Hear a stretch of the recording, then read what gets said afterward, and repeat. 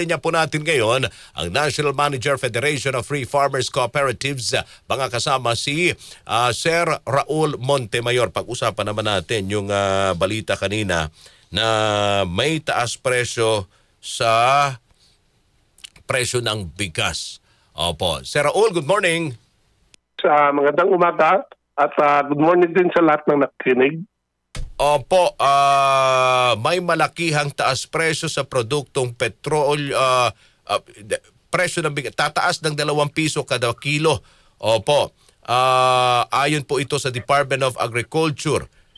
Although sinasabi nila may sapat na supply ng bigas pero tataas ng 2 piso. Sir Raul, tama ho ba? Kayo ho ba'y naniniwala may sapat pa tayong supply ng bigas? At ano po ang paliwanag po ninyo rito sa increase o pagkakaroon ng pagtaas ng 2 piso sa presyo ng kada kilo ng bigas?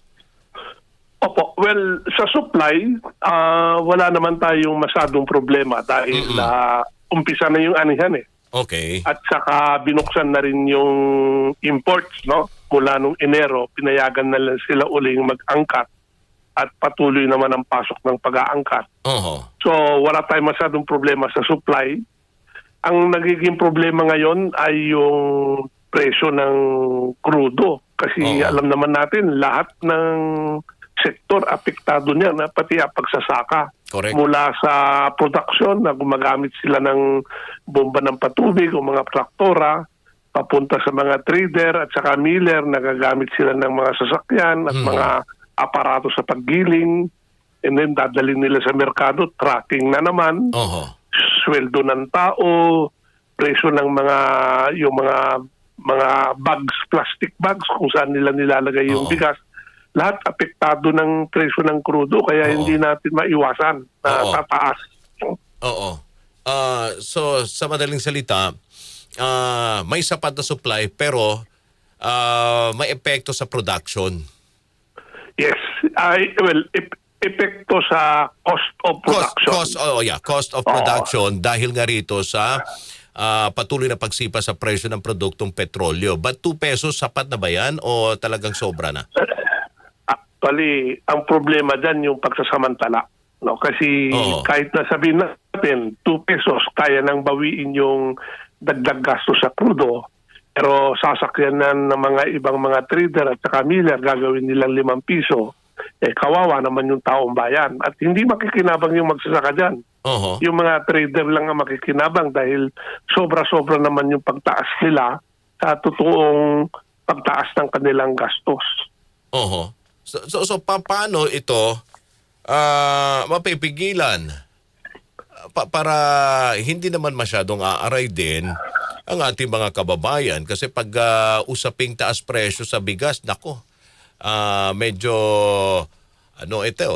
medyo masakit ito, hindi lang sa bulsa, pati sa tiyan, sa sikmura ng ating mga pobreng Pilipino. At tapos ipaliwanag ko lang pala, no? Bago pa magkagera sa Iran, na alala natin, sumipa na yung presyo ng bigas eh. Na hindi naman dapat. Although nakinabang yung mga magsasaka dahil tumaas din yung presyo ng palay. Pero parang may posibilidad na nung Enero, Pebrero, nagkahigpitan sa supply. Dahil wala tayong pinayagang angkatin hanggang December last year. So naubos yung imported at bagamat nakaani naman tayo last year, kukunti yung balanse na naipasa sa 2026 ngayong taon. Kaya palagay ko nung January, February, ang rason bakit tumaas ang presyo ng bigas ay supply related, no? And then pagdating ng Marso, yung supply related medyo nabawasan dahil umaani na at dumadating na yung imported, pinalta naman siya ng price related, cost related dahil sa crudo. No? Kaya yan, mananatili siyang medyo mataas. Paano natin mapigilan yung manipulasyon at pagsasamantala? Well, kailangan i-monitor mabuti ng gobyerno. meron naman silang powers under the Anti-Economic Sabotage Law Mhm. na huliin yung mga nag-hoard, yung mga nagpo-profiteer, no? Mhm. At nagsasamantala. So kailangan alisto sila. Oho. Hindi naman natin pwedeng sabihin sa mga trader na manatili yung murang presyo dahil tumaas naman din talaga yung cost nila, no? Oho. Pero wag sila magpapasobra at magsasamantala. Oho. Sa posible mangyari yung hoarding rito. Pwede mangyari dahil Oo. lalo na pag alam mong kung habang tumatagal yung gera, magkakaroon ng tendency na tataas ang presyo, medyo magtago ka ng konting stocks, Mhm. hintayin mong tumaas. No? Mhm. Lalo tataas kung mag-hoarding. Oo. Pero sa ngayon wala pa naman, sabi nyo nga, may sapat na supply pa naman tayo. Diyan kasi nakabase. Kung may sapat na supply ng bigas sa merkado, wala pang nangyayaring hoarding. Sa local rice, dahil anihan, Oo.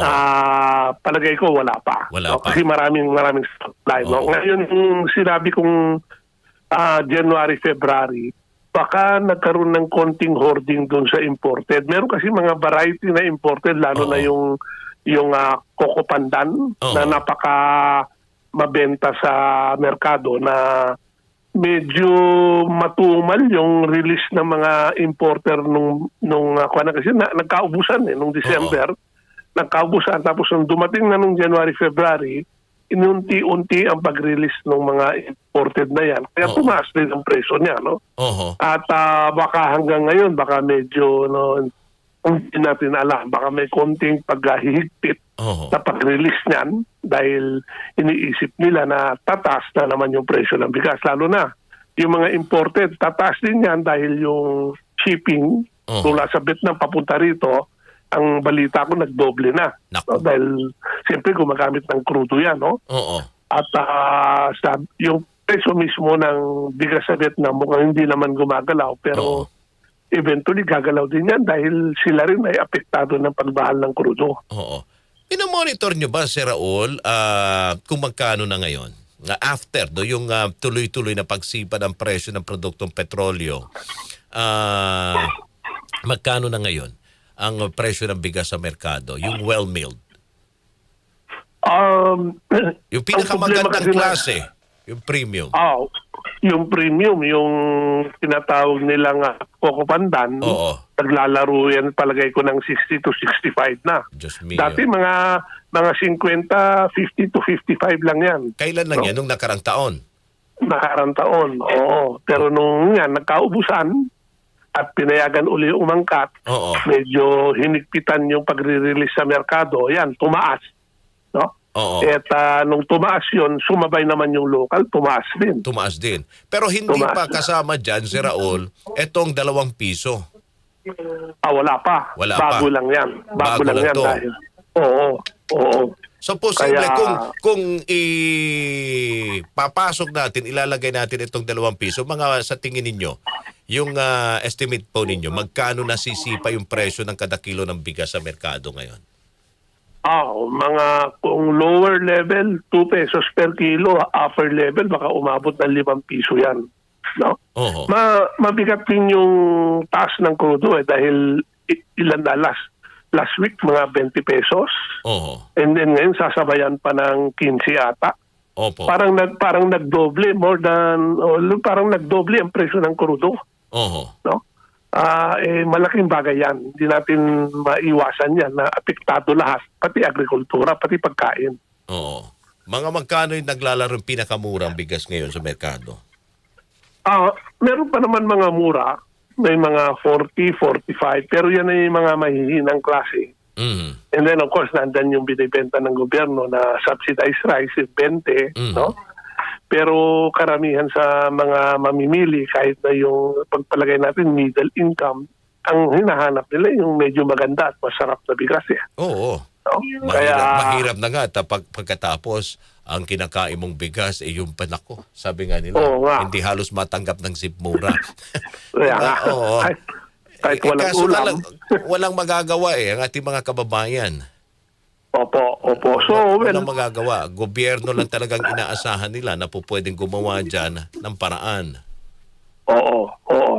Ang isa pang kwan kasi dyan, yung naging lalo masyado tayong palaasa sa imported eh. Yes. Dahil ang iniisip ng mga ekonomista, yung mga NEDA, mga DOF, Oo. kung mas murang angkatin na lang natin. Ba't pa tayo magpapakahirap na i-produce dito yan? Mas mura naman angkatin. No? So, ngayon, paano mo sasabihin yon? Mura nga pero mas madaling angkatin pero mahal naman o kaya pahirapan. Kasi alam mo pati yung mga bansa tulad ng Vietnam at saka Thailand, pagka nakikita nilang magkakaroon ng krisis, magtitimpi rin yan sa pagpapalabas ng stocks nila. Susuguruhin nila na may sapat din silang pagkain. No? Kaya ang tendency niyan, konti lang yung ibenta nila, magmamahal ng international. No? Yun ang cost ng ating theory na kung mas mura, angkat na lang. Paano yung pag wala nang gusto magbenta sa atin? Sana yung mura, no? Tayong gutom. Kukulangin tayo ng supply. Oo. Nabanggit nyo nga kanina, hindi lang sa presyo ng bigas ang magkakaroon ng pagtaas kung hindi inaasahan din sa iba pang mga produktong agrikultural. Opo. Sa tingin niyo, ano pa ho ang posible na magkakaroon po ng epekto, 'di ba, sa presyo ng produktong agrikultural dito sa nangyayaring patuloy na pagtaas ng presyo ng produktong petrolyo? Sa gulay, halos lahat. Opo. Oo. Pero pang isang factor na medyo nakakabahala, yung presyo ng abono. Kasi yan ang abono, lalo na yung urea, mga ammonium sulfate, yan ay pagka nire-refine o ano bang pagka nire-refine nila yung crudo, nagkakaroon niyang byproduct na ginagawang abono.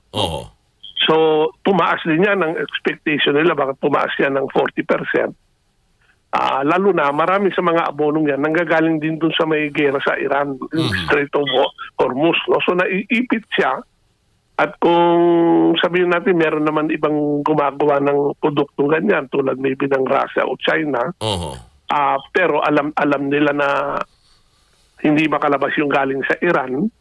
So, magkakaroon ng global shortage. No? Kasi yung dating nanggagaling sa Iran, hindi makalabas. No? So, tataas yan. And of course, yung mga bansa tulad ng China, unahin nila yung sarili nilang pangangailangan ng abono bago sila magbenta. Kasi alam nilang kulang. So, baka mahirapan tayo bumili ng abono. Lahat ng produktong agricultural, lalo na mga crops, palay, mais, gulay, lahat yan gumagamit ng fertilizer.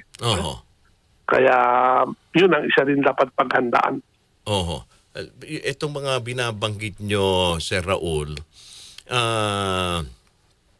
talagang nakikita na po natin, di ba, sa kung gaano ang magiging epekto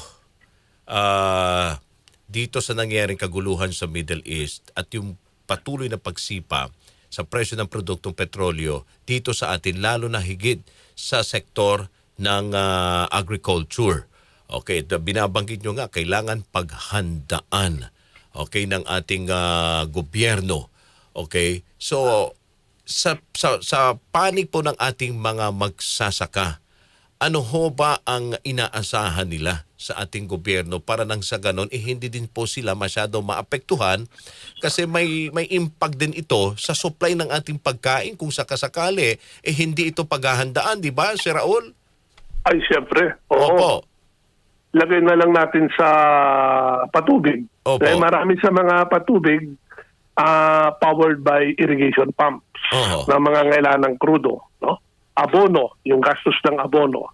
And then yung mga farm machinery, yung mga nagbubungkal ng lupa, mga traktora, o kaya yung mga combine harvester na umaanin ng mga palayan. Lahat yan gumagamit ng krudo. No?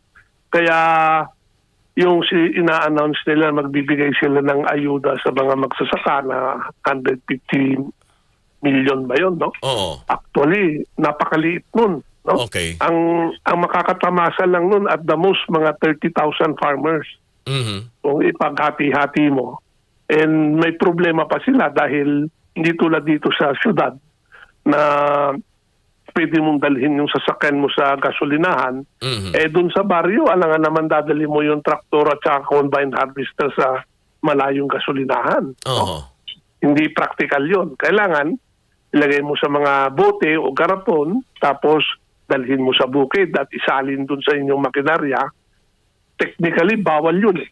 Kasi baka nga sumabog, no? Pero, ano naman ang gagawin ng mga machine operators kung pagbabawalin yun? May subsidy nga sila, pero hindi naman nila magagamit. Mhm. So, So, ano po ang iminumungkahi po ninyo? Well, palawakin yung subsidy na yan. Umanap ng paraan na talagang makikinabang yung mga machine operators para hindi masyadong sumipa yung kanilang gastos na ipapasa rin naman nila sa magsasaka. Oo. I think sa fuel, yun yung pinakamagandang solusyon sa ngayon. No? And i-monitor mabuti yung galaw ng presyo dahil hindi maiwasan, merong magsasamantala dyan eh. Oho. Sobra-sobra ipapatong nila kaysa sa actual na pagtaas ng gastos nila. Oo. Doon sa binabanggit nyo, Sir Raul, yung budget, di ba, na ilalaan ng gobyerno bilang tulong sa ating mga magsasaka dito sa patuloy na pagtaas ng presyo ng gasolina. Sabi nyo nga, mga 30,000 lang. Tama ho ba? Ang pagkakarinig ko, 30,000. Buong bansa na po yun. Buong bansa. Buong bansa. Ang 30,000 number mga of farmers lamang ang makikinabang. Kaya ang tanong ko dyan, baka naman, yan lang din ang nakikita ng gobyerno na numero ng mga magsasaka na mayroon ho tayo. Kasi kayo na mismo nagsabi, masyado tayong dependent sa mga imported eh. 'Di ba? So, so ilang porsyento ho ba ng supply ng mga produktong agrikultural na nanggagaling ho sa lokal at ilang porsyento yung mga imported ngayon? Sa bigas. Sa Ang bigas. imported, mga 25 to 30% na. Dati 10% lang, ngayon tumaas na, 25 to 30. So, 70% nang gagaling sa local. No? So, hindi maiwasan na karamihan nun ay in some way gumagamit ng makinarya na nangangailangan ng krudo. Either mag-hire sila ng services o kaya meron silang sariling makinarya at kailangan nilang bumili ng krudo. So, maapektuhan talaga sila. No? Saka imagine lang sa palayan, there are 2.5 million rice farmers. No? Kung ibigay lahat yan sa mga rice farmers yung ayuda na fuel subsidy, 30,000 lang. So, ilan lang yun? No? Compared sa 2.5 million. So, alam naman natin, kinukulang ang pera ng gobyerno, pero yan ang realidad, no? Ang ganda sa announcement, pero in actuality napakakurampot yung tulong na yan. Hindi pa rin sapat. Well, sobra sa hindi sapat. Konting-konti talaga. Parang panapakitang tao lang kung tutusin eh. Kasi what will it do? No? Kaya yung panukala na ibaba yung excise tax pansamantala sa gasolina. Hindi ko lang alam kung magkano lahat yun, no? Kasi yung every liter meron tax yan eh. So, tapos may VAT pa, no? So kung pansamantalang ibaba yan at gumawa sila ng paraan na ibaba yung presyo sa gasolinahan sa mga driver, tricycle, at mga farm equipment, mas marami pang makikinabang doon, no? Pero yun na nga, medyo mabusisi yan dahil baka may bibili na naman ng gasolina na traktora tapos ibibenta naman niya sa ibang mga tao. So, but hanap tayong paraan, no? Kung paano, kasi mukhang magtatagal pa ito at napakatindi yung epekto nito. Hindi natin pwedeng ibaliwala. Correct. Pero sa ngayon, habang wala pa dyan yung ayuda, ano na lang ang ginagawa muna ng ating mga magsasaka? Well, yung pagtatanim, baka bumalik sila sa manual no? Although karamihan pa naman sa ating mga palayan ngayon, tao pa rin ang nagtatanim, bibihira pa yung mechanized transplanting, ano? So wala tayong problema doon. Ang magiging problema dyan yung fertilizer, yung abono, kung magmahal yan. And then mga 3 to 4 months yan bago anihin yung itatanim. Pagdating ng anihan, yung harvesting, no? Na karamihan o maraming porsyento sa harvesting ngayon ay mechanized na. Gumagamit ng makinarya, no? Gumagamit na ng gasolina. Gasolina. So medyo sa ngayon, harvest time ngayon, ano? March, April, May, ganyan, harvest pa yan. Pagdating ng ulan ng May, June, magtatanim na yan. Hopefully, medyo humupa na yung konsagera at mag-normalize, pero palagay ko, matagal pa makarecover yung oil market na yan. So pagdating ng taniman sa Mayo, mararamdaman na yung epekto sa presyo ng abono, sa presyo ng mga services ng mga tao, dahil pati yung sweldo ng mga nagtatanim, baka sabihin nila, taasan natin to dahil naghihirap din kami, no? May ripple effect yung presyo ng gasolina, no? So, and then yan, mag-harvest yan ng mga September, October. Yun na yung time na kailangan na naman ng makinarya. And of course, yung irrigation. No? So, apektado pa rin hanggang at least for this year, magkakaroon pa rin ng epekto yan sa cost.